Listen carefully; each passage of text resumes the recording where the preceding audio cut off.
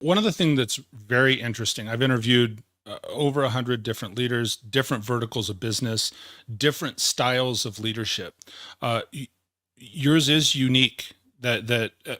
Many leaders, they want to be, well, I'm going to go down the path. I've got to take out my machete and cut the way for everybody else to come down. And it seems, as you're saying, you're more of a support style role. You're like, hey, I can get in behind it, but I got to find somebody else to support that. So I applaud you for that. I think that's really, really powerful. And the reason I bring it up is because I want people that are listening. I often advise people, make sure you take notes, right? People to listen and take note that there's so many different opportunities to lead. It's not always about, in your words, you said, I'm not the one to lead the pack or, be out climbing the mountain, but you've got all of these other duties. And I think that's just phenomenal. Well, I think there's an understanding around it, Mike, is that, my own leadership skills have evolved and I've developed over the years and techniques of creating culture with teams. I'm very good at that kind of aspect of it. But there's a part of me that I know what I'm good at and I know Mm-hmm. that I'm what I'm not so good at.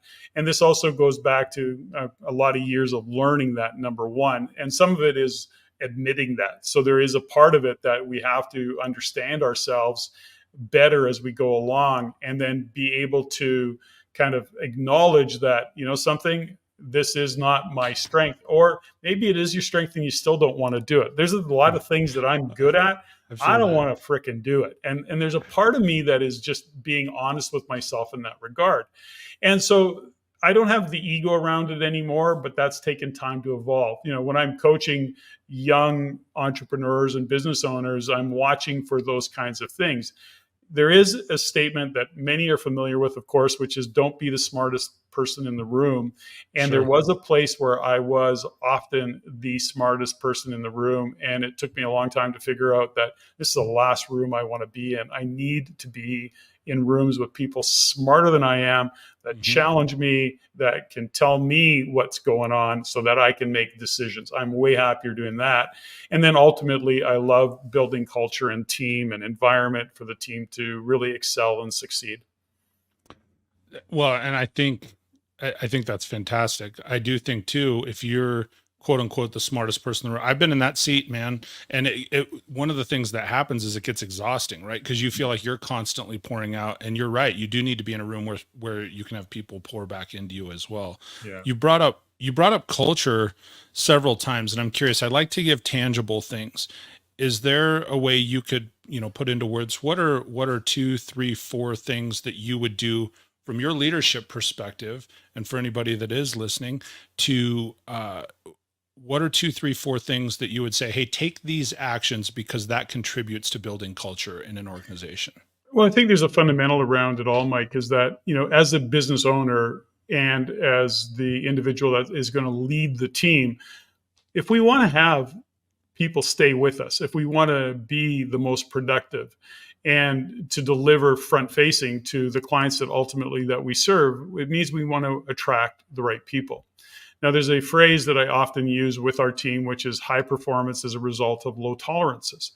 And so who sets the tolerances? Well, if I'm the leader of that team, if I'm the owner of that business, I want to set the benchmark for performance. But how do I get buy-in? Well, first off, I'm going to sit down with the team and I go, okay, team, what is the working conditions that you want? So forget about environment directly. Who do you want to work with? What are the rules of engagement? How do you want to be? So I facilitate those conversations with my team at least once a year.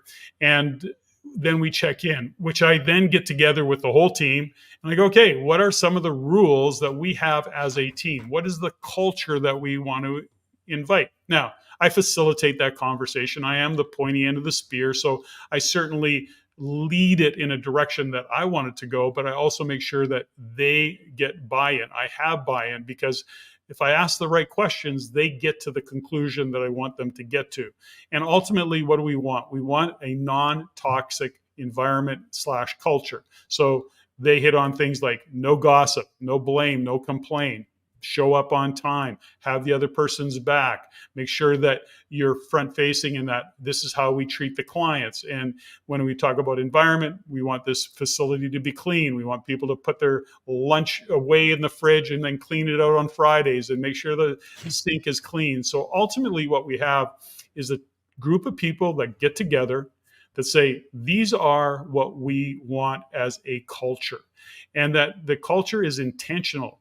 Then we have all that list put together and I get agreement. I go, okay, guys, do we all agree that this would be great working conditions, that this is the culture that we have each other's back, we're not gossiping, we're not whining and bitching all the time, are we all on the same page? And the answer is yes.